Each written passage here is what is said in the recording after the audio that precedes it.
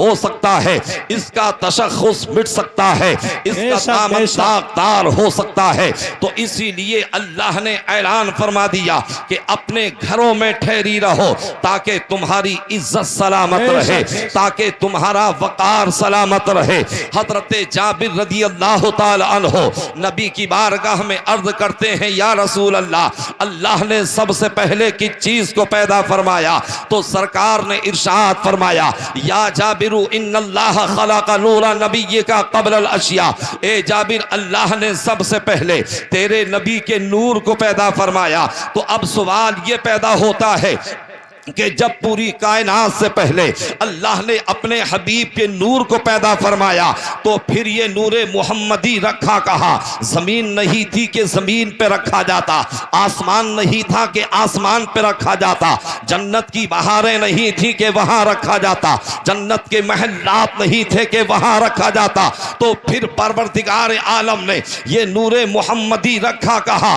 तो दो जुमलों में सुन लो, अल्लाह ने अपने हबीब के नूर को अपने पास में रखा, यानी अपने कुर्बे खास में रखा। तो अब सवाल फिर ये पैदा होता है कि जब अल्लाह ने पूरी कायनात से पहले अपने हबीब के नूर को पैदा फरमाया तो अगर परवरदिगार चाहता तो वो तो कादिर मुतलक था, अगर वो चाहता तो पूरी कायनात से पहले अपने हबीब के नूर को पैदा फरमा देता, अगर वो चाहता तो हवाओं से पहले अपने हबीब के नूर को पैदा फरमा देता, अगर वो चाहता तो दरियाओं से पहले और आसमान से पहले अपने हबीब के नूर को पैदा फरमा देता। ए परवरदिगार, तेरे बंदे समझना चाहते हैं कि तूने अपने हबीब के नूर से पहले, जमीन से पहले, अपने हबीब के नूर से पहले जमीन को क्यों नहीं पैदा फरमाया? अपने हबीब के नूर से पहले आसमानों को क्यों नहीं पैदा फरमाया? तूने अपने हबीब के नूर से पहले हवाओं को और पानी को क्यों पैदा नहीं फरमाया? तो जब ये सवाल किया जाता है तो रब की रहमत जवाब देती है, ए मेरे बंदो, यकीनन मैं कादिर मुतलक हूँ। अगर मैं चाहता अपने हबीब के नूर से पहले तो जमीन को पहले पैदा फरमा देता, अगर मैं चाहता अपने हबीब के नूर से पहले मैं आसमानों को पैदा फरमा देता, लेकिन अगर इन्हें पहले पैदा कर दिया जाता तो हो सकता था आने वाले जमाने में ये कायनात मेरे महबूब से नजरें मिलाती, जमीन ये कहती, या रसूल अल्लाह, अगर मैं नहीं होती तो आप कदम कहां रखते? आसमान ये कहता, या रसूल अल्लाह, अगर मैं नहीं होता तो आप शामियाने में किसके रहते?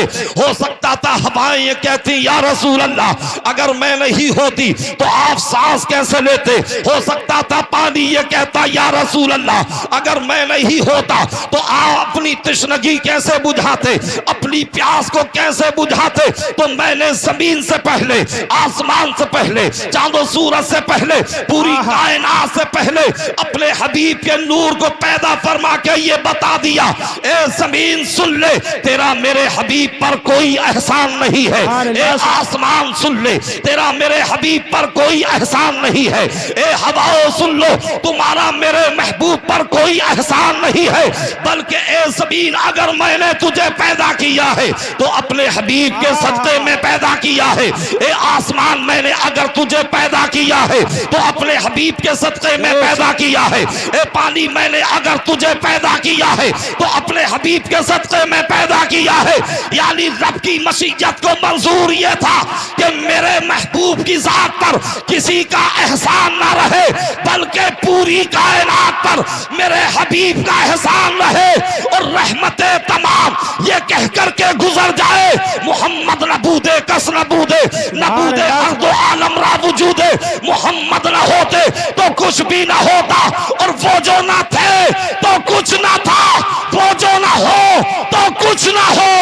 जान है वो जहान की, जान है तो जहान है। नारे तकबीर, नारे रिसालत, अज़मते मुस्तफ़ा, नूरे मुस्तफ़ा, अल्लामा ज़ाकिर हुसैन नईमी।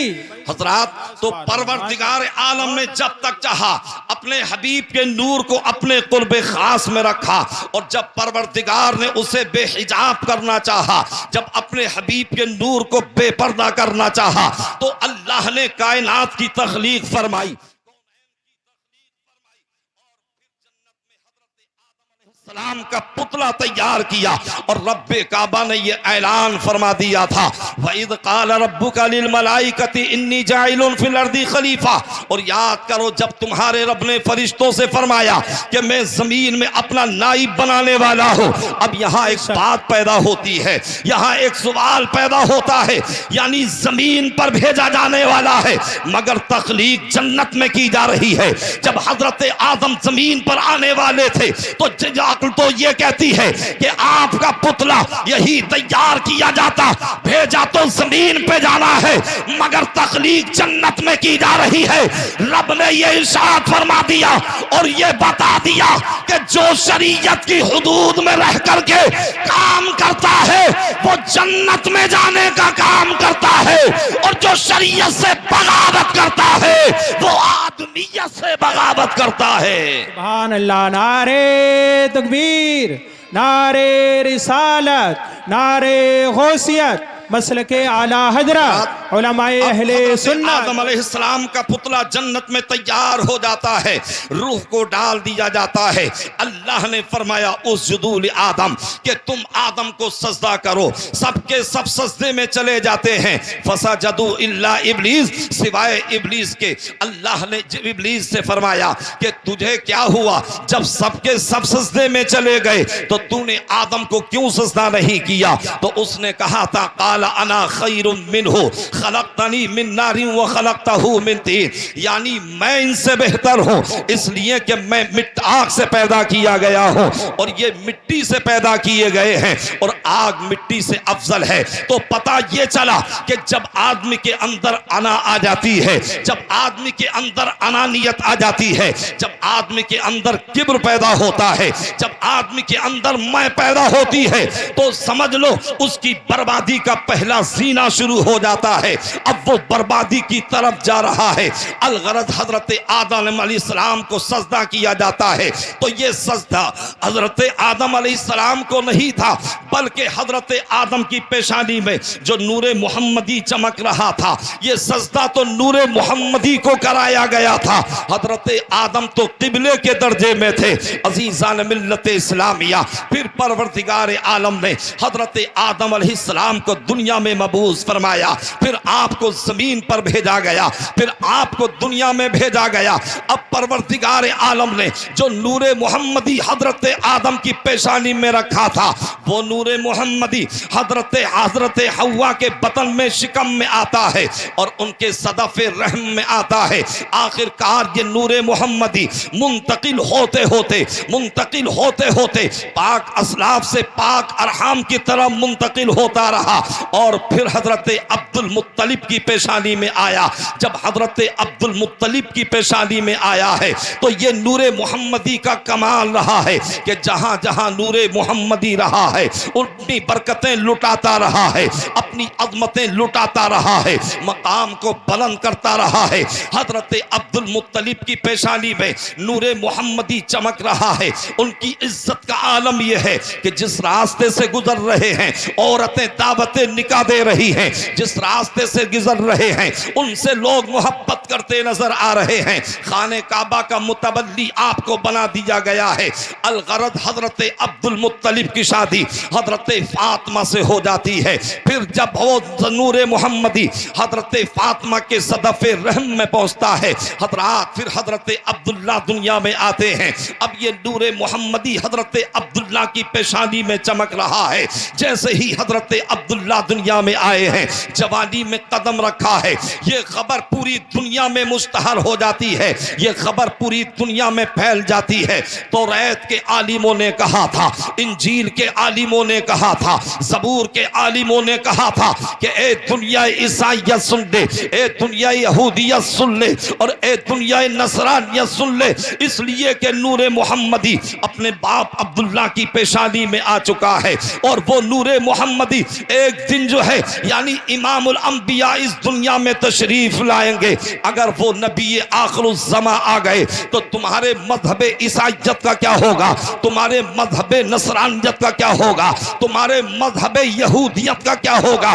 तो उनके उलमा ने कहा था, अगर तुम चाहते हो कि तुम्हारे दीन के मज़ाहिब का तहफ़्फ़ुज़ हो सके तो तुम अब्दुल्लाह को कत्ल कर दो, इसलिए कि ना रहेगा बांस, ना बजेगी बांसुरी। अगर तुम अब्दुल्लाह को कत्ल कर दोगे तो फिर मोहम्मद दुनिया में तशरीफ नहीं लाएंगे। अजीज़ान मिल्लत इस्लामिया, यानी नूरे मुस्तफ़ा को और दीने मुस्तफ़ा को मिटाने के मंसूबे और दीने खुदा को मिटाने के मंसूबे आज कोई नए नहीं बनाए जा रहे हैं, बल्कि ये तो बहुत दिनों पहले से कोशिशें की जा रही हैं, मगर आज तक दीन को कोई मिटा ना सका है। ना कल किसी ने दीन को मिटाया था, ना आज कोई मिटा सकता है, ना सुबह क़यामत तक कोई मिटा सकेगा। मिट गए, मिटते हैं, मिट जाएंगे आधा तेरे, ना मिटा है ना मिटेगा कभी चर्चा तेरा।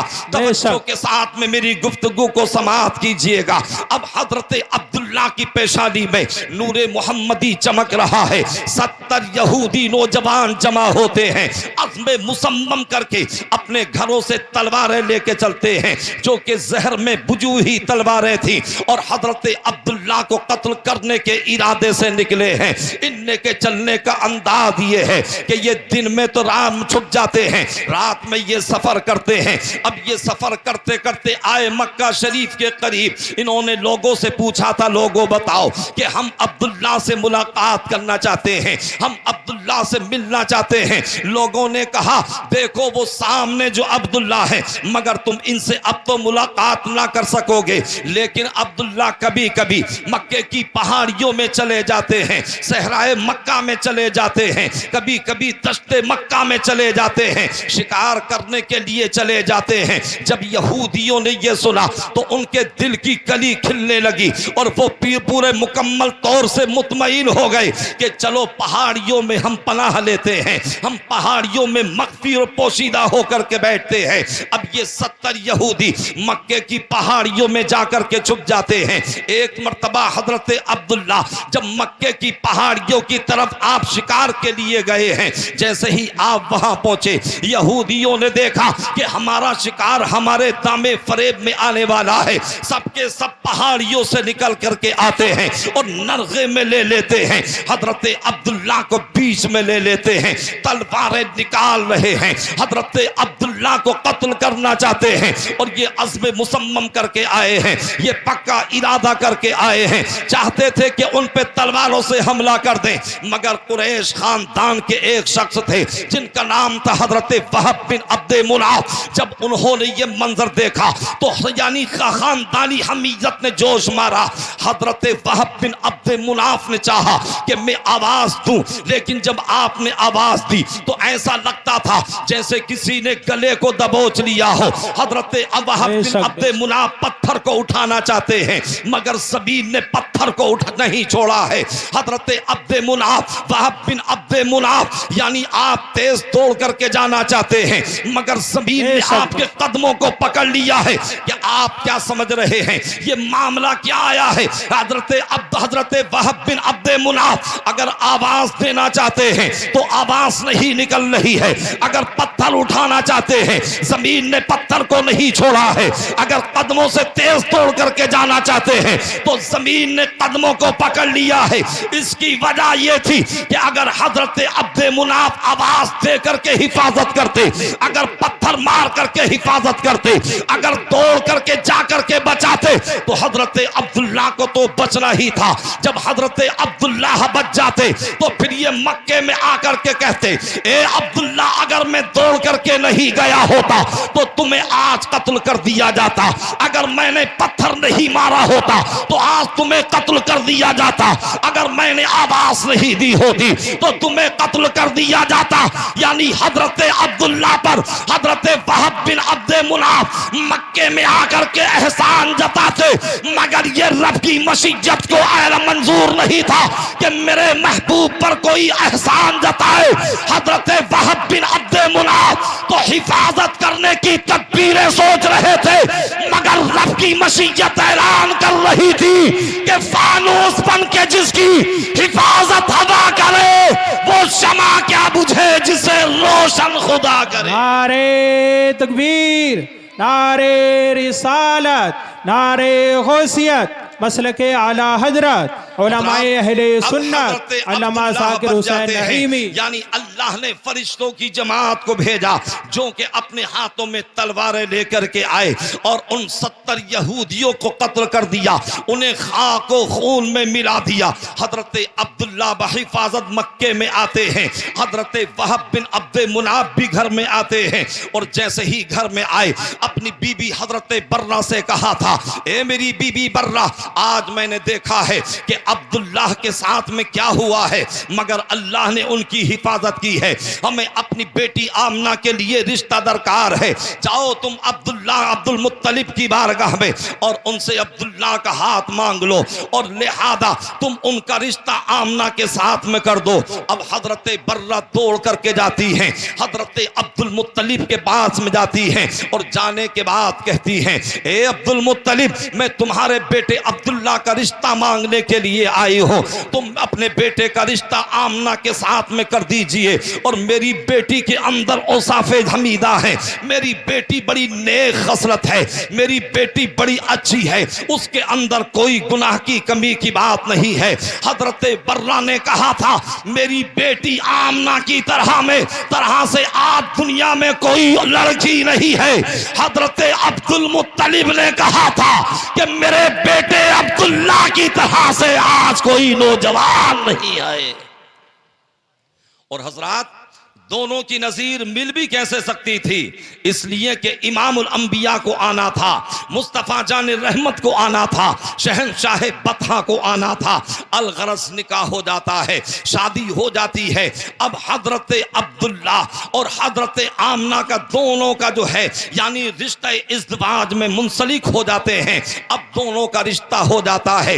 लेकिन हजरात, जब नूरे मोहम्मदी की खबर पूरी दुनिया में गश्त कर रही थी, जब ये खबर मुल्क शाम में पहुंची है, जब ये खबर मुल्क यमन में पहुंची है, जब ये खबर मिस्र की सरजमीन पर पहुंची है, जब ये खबर ईरान की सरजमीन पर पहुंची और जब मुल्क शाम की सरजमीन पर पहुंची, तो मुल्क शाम के बादशाह की बेटी जिसका नाम फातिमा मुअर्रिखीन ने लिखा है, जब फातिमा ने ये सुना कि नूरे मोहम्मदी अब्दुल्ला की पेशानी में जगमगा रहा है, उसने अपनी कनीजों को लिया, उसने अपने मालो असासा को लिया, उसने अपने मालो दौलत को लिया और सबको यकजा करने के बाद वो मक्के की तरफ सफर करना शुरू कर देती है। और मुद्दत मदीद के बाद फिर ये मक्के की सरजमीन पर आती है।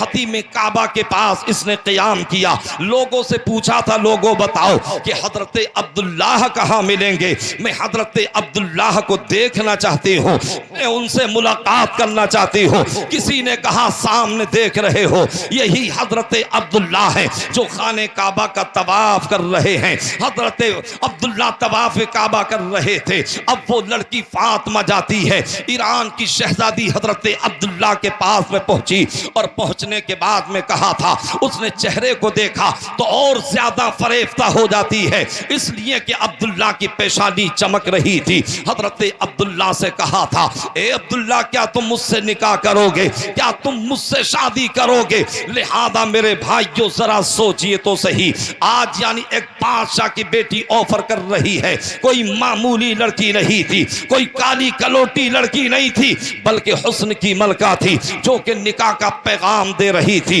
हजरत अब्दुल्ला ने कहा, मैं अपने बाप अब्दुल मुत्तलिब से इजाजत ले लो, तब मैं शादी निकाह करूंगा। अब हजरत अब्दुल्ला घर में आए, उनके दिल में ख्वाहिश मुजामअत डाली गई और हजरत आमना से कुर्ब हासिल किया। अब वो नूरे मोहम्मदी हजरत आमना के सदफे रहम में चला जाता है। अब हजरत अब्दुल्ला सुबह को हजरत अब्दुल मुत्तलिब से कहते हैं, ए वालिदे गिरामी, मुल्क शाम के बादशाह की बेटी आई है और उसने मुझे पैगाम निकाह दिया है, उसने मुझे निकाह का पैगाम दिया है, मगर जब तक आप इजाजत नहीं दोगे उस वक्त तक मैं शादी नहीं करूंगा, जब तक आप इजाजत नहीं दोगे उस वक्त तक मैं निकाह नहीं करूंगा। तो ए मेरे नौजवानों, जरा सोचो और जरा तसव्वुर तखय्युल में लाओ, सरकार के वालिद हजरत अब्दुल्लाह को यानी निकाह साली की इजाजत ले रहे हैं। अब वो नौजवान कोल का कान खोल करके सुने कि जो अपनी मर्जी से शादी कर रहे हैं, ना बिरादरी देख रहे हैं, ना इमाम देख रहे हैं, ना काफिरा को देख रहे हैं, ना मुशरिका को देख रहे हैं, और दीवानी यानी जवानी दीवानी हुआ करती है। जरा सी मोहब्बत क्या हो गई, फिर तो ना माँ की इज्जत का ख्याल है, ना बाप की इज्जत का ख्याल है, ना खानदान की इज्जत का ख्याल है, ना रिश्तेदारों का ख्याल है। अब ये दोनों या तो कोर्ट मैरिज कर रहे हैं या भाग करके शादी कर रहे हैं। अब ये शादी तो होती है, मगर मेरे भाइयों नतीजा क्या निकलता है, महीने 2 महीने गुजरते हैं, या तो किसी को कत्ल कर दिया जाता है, या उसे रेलवे स्टेशन पर छोड़ दिया जाता है, या उसे जहर दे दिया जाता है, या तो तलाक की बात आ जाती है, या खुला की बात आ जाती है। देखो थाना मुंडा पांडे में जाकर के, देखो मुरादाबाद की कोर्ट और कचहरी में, देखो आप रामपुर की कोर्ट और कचहरी में जाकर के सबसे ज्यादा मुकदमे मिलेंगे तो आपको मुसलमान लड़कियों के, औरतों के मिलेंगे, या तो जहेज पीड़िता के मिलेंगे, या लड़की बाजी के मिलेंगे, या लड़की को भगाने के मिलेंगे। लिहाजा मेरे नौजवानों, मैं तुम्हें ये पैगाम देना चाहता हूं, अरे जो रिश्ता लज्जते नफ्स के लिए किया जाता है उसमें मोहब्बत नहीं होती, उसमें बिगाड़ होता है, उसमें बेइज्जती होती है, उसमें रुसवाई होती है। मगर जो रिश्ता माँ बाप करते हैं, होने वाले सोजा और सोच में परवरदिगार मोहब्बत पैदा फरमा देता है। अब जब मर्जी से शादी होती है तो वो घर रहमतों का मामूरा बन जाता है। शक नारे तकबीर, नारे रिसालत, मिलादे मुस्तफा कॉन्फ्रेंस, आशिक रसूल कमेटी। मरअतुल अर्बइन लिमालिहा वली हसबिहा वली जमालिहा वली दीनिहा फज़फर बिदातिद दीन तरिबत यदा, यानी 3 वजहों से, 4 वजहों से निकाह किया जाता है। औरत के माल और दौलत की वजह से, औरत के हुस्न और जमाल की वजह से, औरत के हसब और नसब की वजह से, और औरत के दीन की वजह से। मेरे आका इरशाद फरमाते हैं फज़फर बिदातिद दीन, यानी तुम दीन वाली को पसंद करो। अगर तुम दीन वाली पसंद ना करोगे तो तसव्वुर भी इज्जत का नहीं किया जा सकता है, सुकून का कोई तसव्वुर नहीं किया जा सकता है। अज़ीज़ान मिल्लत इस्लामिया, मेरे आका इरशाद फरमाते हैं अगर तुम ऐसा नहीं करोगे तब तरिबत यदा, तो तुम यानी गर्द आलूद हो जाओ, तुम्हारी नाक गर्द आलूद हो जाए।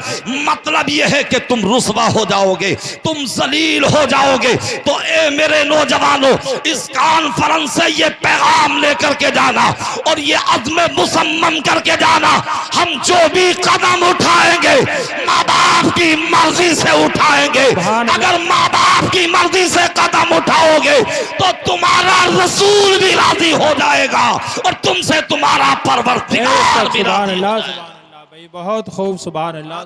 अब हजरत अब्दुल्लाह से हजरत अब्दुल मुत्तलिब ने कहा बेटा निकाह सानी करने की इजाजत है, आप निकाह कर सकते हैं। अब हजरत अब्दुल्ला आए सुबह को खाने काबा का तवाफ करने के लिए। जब खाने काबा का तवाफ किया तो फिर वो लड़की आई करीब में, मगर अब्दुल्ला के चेहरे को देखा और देखने के बाद अपने रुख को फेर लेती है।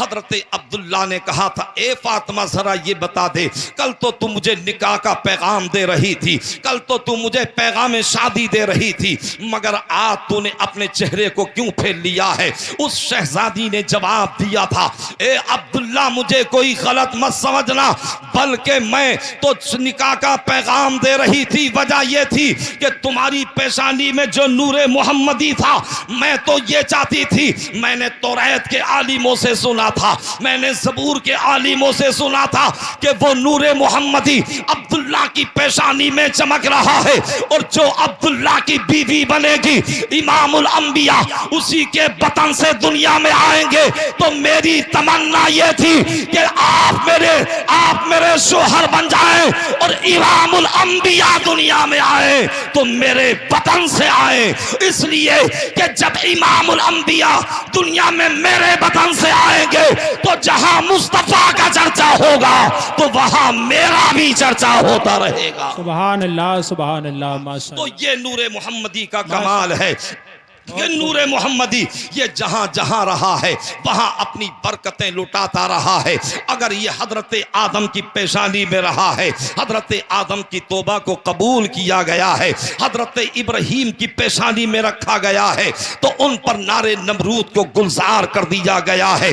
हजरत गिरामी यही नूरे मोहम्मदी हजरत इस्माईल अलैहिस्सलाम की पेशानी में रखा गया, तो हजरत इस्माईल को छुरी के नीचे से निकाल करके जन्नत का दुम्बा ला करके यानी उसे ज़िबा करा दिया गया है, हजरत इस्माईल को बचा लिया गया है। तो ये नूरे मोहम्मदी का कमाल है कि ये नूरे मोहम्मदी जहां जहां रहा है अपनी बरकतें लुटाता रहा है, अपनी रहमतें लुटाता रहा है, अपनी अज़मतें लुटाता रहा है। यहां तक कि अगर हजरत आदम चमके हैं तो इसी नूर से चमके हैं, हजरत शीश चमके हैं तो इसी नूर से चमके हैं, हजरत याकूब चमके हैं तो इसी नूर से चमके हैं, हजरत यूसुफ चमके हैं तो इसी नूर से चमके हैं, हजरत इब्राहीम चमके हैं तो इसी नूर से चमके हैं, हजरत इस्माईल चमके हैं तो इसी नूर से चमके हैं, हजरत मूसा चमके हैं तो इसी नूर से चमके हैं, हजरत ईसा चमके हैं तो इसी नूर से चमके हैं, अजी जिब्रील चमके हैं तो इसी नूर से चमके हैं, मीकाईल चमके हैं तो इसी नूर से चमके हैं, इसराफील चमके हैं तो इसी नूर से चमके हैं, इस्राईल चमके हैं तो इसी नूर से चमके हैं, सिद्दीक़ अकबर चमके हैं तो इसी नूर से चमके हैं, फारूक आज़म चमके हैं तो इसी नूर से चमके हैं, उस्मान गनी चमके हैं तो इसी नूर से चमके हैं, अली मुर्तज़ा चमके हैं तो इसी नूर से चमके हैं, इमाम हसन चमके हैं तो इसी नूर से चमके हैं, अमीर मुआविया चमके हैं तो इसी नूर से चमके हैं, इमाम आज़म चमके हैं तो इसी नूर से चमके हैं, गौसे आज़म चमके हैं तो इसी नूर से चमके हैं, गरीब नवाज चमके हैं तो इसी नूर से चमके हैं, साबिर पाक चमके हैं तो इसी नूर से चमके हैं, महबूब इलाही चमके हैं तो इसी नूर से चमके हैं, मखदूम सिमला चमके हैं तो इसी नूर से चमके हैं, मखदूम मारेरा चमके हैं तो इसी नूर से चमके हैं, वारिस देवा चमके हैं तो इसी नूर से चमके हैं, सदरुल शरिया चमके हैं तो इसी नूर से चमके हैं, आला हजरत चमके हैं तो इसी नूर से चमके हैं, और सदरुल्लाह फाजिल चमके हैं तो इसी नूर से चमके हैं, हाफिज मिल्लत चमके हैं तो इसी नूर से चमके हैं, मुजाहिद मिल्लत चमके हैं तो इसी नूर से चमके हैं, अजी ताजुल शरिया चमके हैं तो इसी नूर से चमके हैं। तुम भी नबी की बारगाह में अपने अरीज़े को पेश करो और ज़बान आला हजरत में बोलो, या रसूल अल्लाह चमक तुझसे पाते हैं सब पाने वाले, मेरा दिल भी चमका दे चमकाने वाले। सुभान अल्लाह। नारे तकबीर, नारे रिसालत, नारे गौसियत, मसलके आला हजरत। हजरात, जो मुझे टाइम दिया गया है इंशाअल्लाह मैं उसी टाइम के मुताबिक जो है अपना कलाम और अपनी गुफ्तगू को जारी रखूंगा। जब मेरा टाइम मुकम्मल हो जाएगा तो इंशाअल्लाह मैं अपनी गुफ्तगू को ख़त्म कर दूंगा। ना तो पैसे गिनने से मुझ पे कुछ फ़र्क पड़ेगा और ना जो है इशारा करने से कुछ फ़र्क पड़ेगा। हज़रात गिरामी, अल्लाह का बहुत बड़ा फ़ज़ल व एहसान है। बड़ी बड़ी कॉन्फ्रेंसों में बोलने का मौका मिलता है। अज़ीज़ान मिल्लत इस्लामिया, तो ये सरकार की आमद का सदका है, मुस्तफ़ा जान रहमत के नालैन का सदका है। सरकार आला हजरत ने तो कहा था कि निगाहे लुत्फ के उम्मीदवार हम भी हैं, लिए हुए ये दिले बेकरार हम भी हैं, और सर पे रखने को मिल जाए जो नालाने पाके हुजूर तो फिर कहेंगे कि हाँ ताजदार हम भी हैं। अलगरज सरकार अपनी माँ के शिकम में है, यानी अपनी माँ के शिकम में आप पल रहे हैं, यानी 2 महीने आप 2 महीने के अपनी माँ के शिकम में हैं। हजरत आमना को 2 महीने का हमल है। हजरत अब्दुल मुत्तलिब ने कहा था, ए मेरे बेटे अब्दुल्ला, हमारे यहाँ बच्चा पैदा होने वाला है, हम मक्के वालों की दावत करेंगे, तुम माले तिजारत लेकर के जाओ मुल्क शाम और वहां से जरे कसीर लेकर के आओ, हम अच्छी दावत खिलाएंगे, हम लोगों की ज़ियाफत करेंगे, हम लोगों को दावते ताम देंगे। अलगरज हजरात, हजरत अब्दुल्ला जाते हैं मुल्क शाम की तरफ जाते हैं और तिजारत करते हैं। जब वापस होने लगते हैं मदीना शरीफ की सरजमीन पर पहुंचे, आपकी तबीयत नासाज हो गई। हजरत अब्दुल्ला वहीं रुक जाते हैं, काफले वाले मदीना मक्का शरीफ आ जाते हैं। हजरत अब्दुल मुत्तलिब ने कहा था, ए लोगों जरा ये बताओ कि तुमने मेरे बेटे अब्दुल्ला को कहां छोड़ा है? लोगों ने, काफले वालों ने कहा, उनकी तबीयत नासाज थी, हमने उन्हें मदीना शरीफ में छोड़ा है। हजरत अब्दुल मुत्तलिब अपने बेटे हारिस को भेजते हैं कि जाओ अपने भाई अब्दुल्ला को लेकर के आओ। अब हारिस जाते हैं और जैसे ही मदीना शरीफ में पहुंचे तो पता चला कि हजरत अब्दुल्ला का तो विसाल हो चुका है। हजरत अब्दुल्ला अब दुनिया में नहीं रहे। अल्लाह अल्लाह, जब हजरत हारिस वापस पलट करके आते हैं, हजरत अब्दुल मुत्तलिब को पता चलता है। जब ये खबर पहुंचती है, दिल में जो है ना जाने कितने अरमान दम तोड़ने लगते हैं। हजरात, एक मर्तबा हजरत अब्दुल मुत्तलिब खाने काबा का तवाफ कर रहे थे। मक्के के कुछ लोगों ने कहा था और ये कहने लगे कि अब्दुल मुत्तलिब जरा ये बताइए कि आपके बेटे अब्दुल्ला का इंतकाल हो चुका है, मगर आपकी बहू, आपके बेटे की बीवी क्या अपने शोहर का सोग नहीं मनाती है? क्या वो अपने शोहर का गम नहीं करती हैं? वो कौन सी खुशबू और इत्र इस्तेमाल करती हैं? ऐसी मक्के वालों ने कभी पहले सूंघी है और शायद ना आइंदा कभी सूंघ सकते हैं। हजरत अब्दुल मुत्तलिब घर में आए, अपनी बीवी हजरत फातिमा से कहा था, ए मेरी बीवी फातिमा, अपनी बहू हजरत आमना से पूछो क्या ये अपने शोहर का गम नहीं मनाती हैं? क्या ये अपने शोहर का सोग नहीं मनाती हैं? हजरत फातिमा ने कहा, ए मेरे शोहर नामदार, मुझसे भी मेरे महल्ले की कुछ औरतों ने इसी तरह के एतराज़ात किए थे और मुझसे भी चाहा था कि मैं सवाल करूं। जब मैंने चाहा कि सवाल करूं तो हजरत फातिमा, हजरत आमना की पेशानी से एक नूर निकला और वो नूर इस तरीके से निकला कि मेरी पेशानी से टकराया और मैं जमीन पर गश खा करके गिर जाती हूँ। अल्लाह अल्लाह। अब हजरत फातिमा कहती है, अब्दुल मुत्तलिब, मेरे अंदर हिम्मत और जुर्रत नहीं है, मेरे अंदर सकत नहीं है, मेरे अंदर कुव्वत और ताकत नहीं है। आप खुद ही हजरत आमना से पूछ लीजिए कि ये कौन सी खुशबू इस्तेमाल करती हैं। इतने में हजरत अब्दुल मुत्तलिब से ये कहने के बाद थोड़ी सी मिट्टी लेकर के आती हैं, कहती हैं कि इस पर हजरत आमना का हाथ लगा था। अब वो मिट्टी हजरत अब्दुल्ला को दी गई। जब हजरत अब्दुल मुत्तलिब को वो मिट्टी दी गई, जब हजरत अब्दुल मुत्तलिब ने उसे सूंघा तो वो मिट्टी महक रही थी। जब तकिए को देखा तो वो महक रहा था, जब बिस्तर को देखा तो वो महक रहा था, दरो दीवार को देखा तो वो महक रहा था। हजरत आमना ने कहा था, ए वालिदे गिरामी अब्दुल मुत्तलिब, आप सोग की बात करते हैं, आप गम की बात करते हैं। जब से मेरे शोहर अब्दुल्ला का इंतकाल हुआ है, ना दिन में सुकून मिलता है, ना रात में सुकून मिलता है। मैं अख्तर शुमारी करके रात को गुजारती हूँ और आप मुझसे सुनिए, मैं पूरी कैफियत बयान करती हूँ। अब हजरत आमना बयान करती हैं कि जब मैं पानी भरने के लिए कुएं पर जाती हूँ और जब मैं कुएं के पास में पहुँचती हूँ तो पानी का कुआं ऊपर को आ जाता है, मैं हाथ डाल करके पानी भर लेती हूँ। मेरी और सहेलियां और मक्के की और औरतें कहा करती हैं, ए बहन आमना जरा ठहरी रहना, कि तुम ठहरी रहोगी तो ये पानी ऊपर रहेगा, हम भी तुम्हारे सदके में भर लेंगी। और ए वालिदे गिरामी, जब मैं पानी भरने के बाद वहां से कदम घर की तरफ को रखती हूँ और जब मैं नोकीले पत्थरों पर अपने कदम को रखती हूँ तो वो नोकीले पत्थर जो है मोम हो जाते हैं। मैं जिन दरख्तों के सामने से गुजरती हूँ वो दरख्त सलाम पेश करते नजर आते हैं और मैं जिन गलियों से गुजरती हूँ वो गलियां महकती नजर आती हैं। इसमें मेरा कमाल नहीं बल्कि मेरे शिकम के अंदर जो मेरा बेटा पल रहा है ये मेरे बेटे का कमाल है।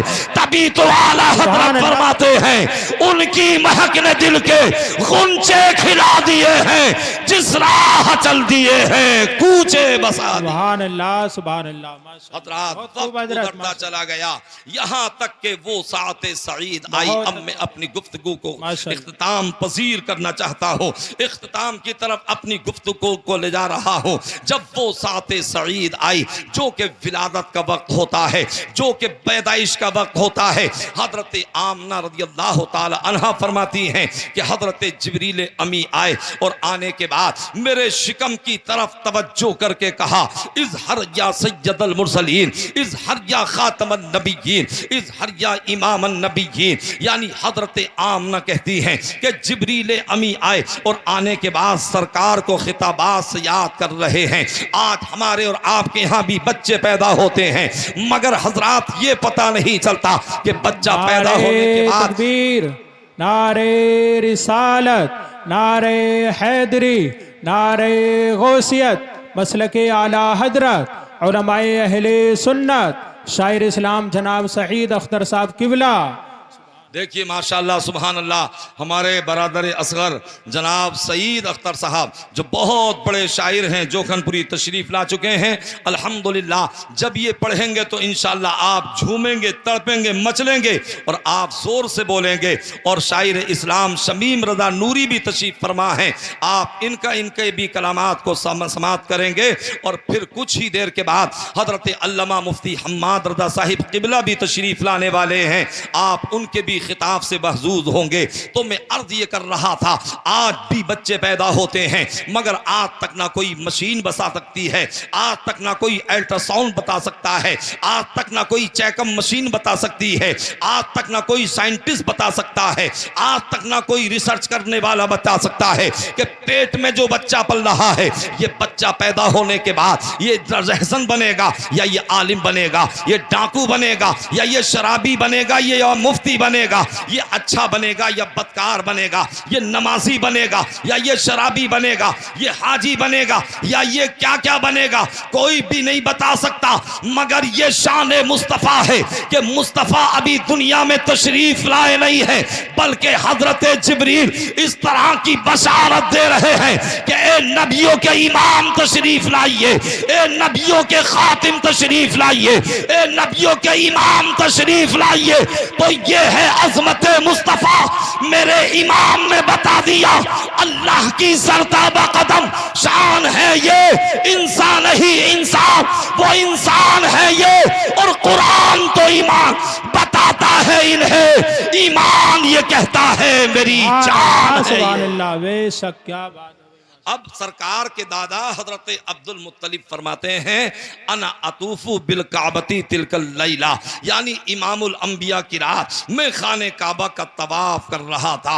मैंने देखा कि खाने काबा की इमारत या का यक जो है दरे आमना की तरफ झुकी और फिर थोड़ी देर के बाद में सीधी खड़ी हो गई। जबकि दुनिया का उसूल और तरीका यह है कि अगर कोई बिल्डिंग मिसमार हो जाती है, अगर वो जमी बोस हो जाती है, आप गज़ा की इमारतों को देखें या आप जलजले में गिरी हुई इमारतों को देखें, या तो उसे तामीर करना पड़ता है या उसकी तोसीज़ करना पड़ती है या उसे दोबारा बनाना पड़ता है, मगर आज तक कोई इमारत अपने आप खड़ी नहीं होती। मगर ये खाने काबा की शान है। हजरत अब्दुल मुत्तलिब कहते हैं कि मैंने देखा खाने काबा झुका और झुकने के थोड़ी देर बाद फिर खड़ा हो गया, फिर अपनी जगह सलामती के साथ में खड़ा हो गया। मैंने रब की बारगाह में अर्ज की, मौला ये क्या मामला है? आज से पहले मैंने बहुत मर्तबा तवाफ़े काबा किया है, मगर मैंने खाने काबा को झुकते हुए कभी नहीं देखा।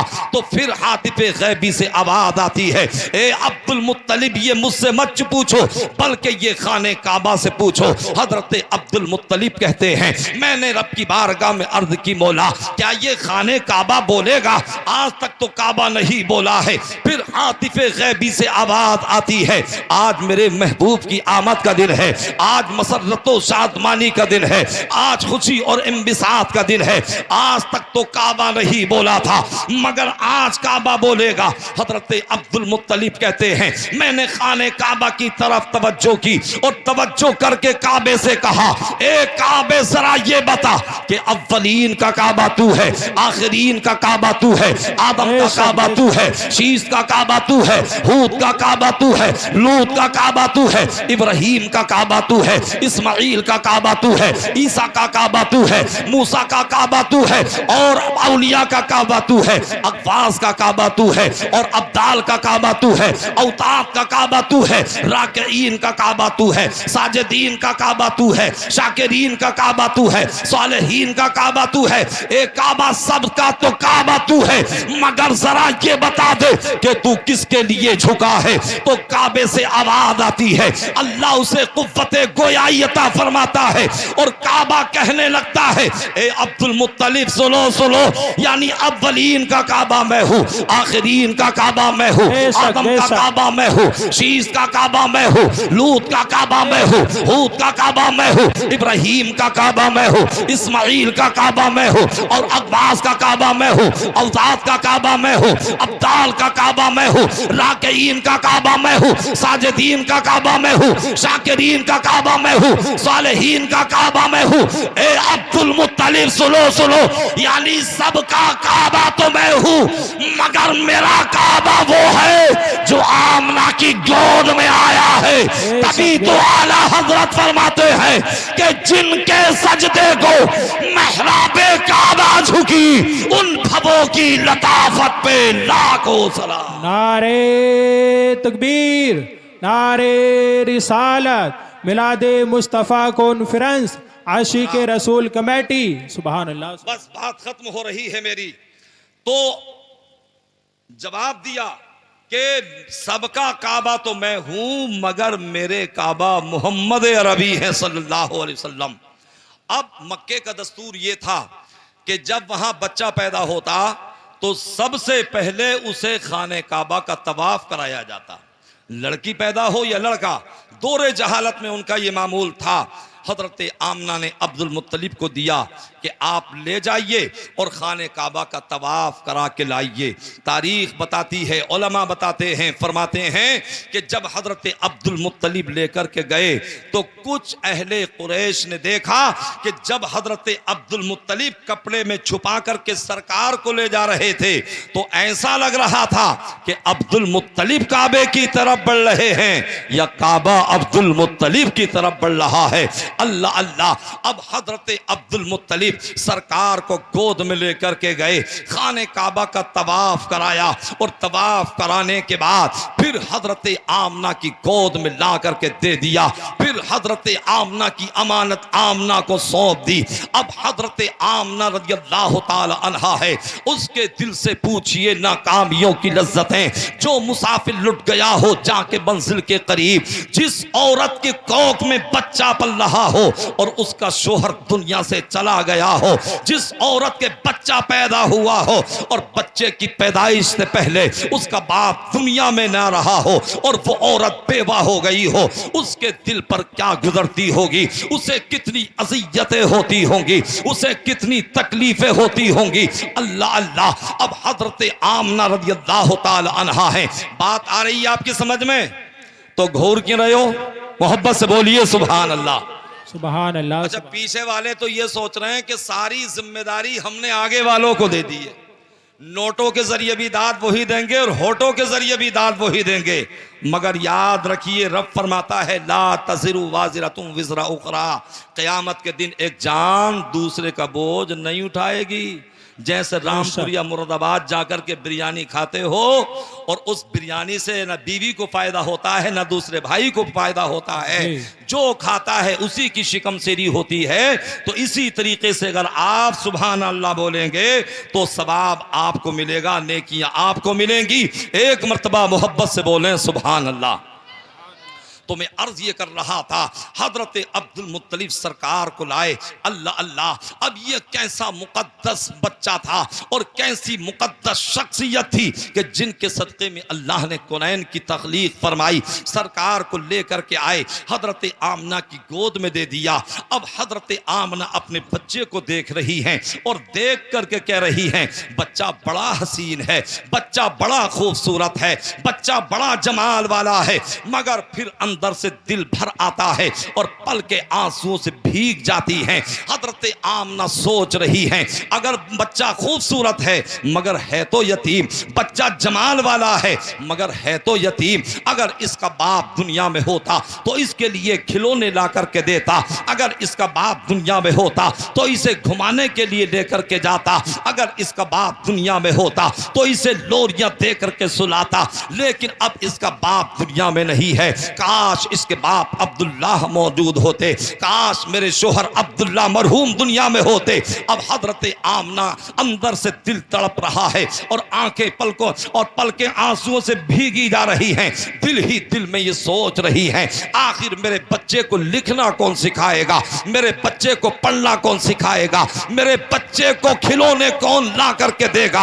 हजरत आमना तो ये सोच ही रही थी कि आतिफे गैबी से आवाज आती है, ए आमना फिक्रमंद मत हो, अलम यजिद का यतीमन फावा, अगर हमने बच्चे को यतीम पैदा किया है तो हम इसकी यतीमी दूर करना भी जानते हैं। और ए आमना सुन ले, ये तेरा बेटा बाद में है, मेरा हबीब पहले है। फिर आतिफे गैबी से आवाज आती है, ए आमना फिक्र मत कर, इसलिए कि अगर तेरे बच्चे का खेलने के लिए दिल करेगा तो मैं चांदो सूरज को खिलौना बना दूंगा, अगर तेरे बच्चे का लोरियों को दिल करेगा तो मैं फरिश्तों से लोरियां दिलवा दूंगा।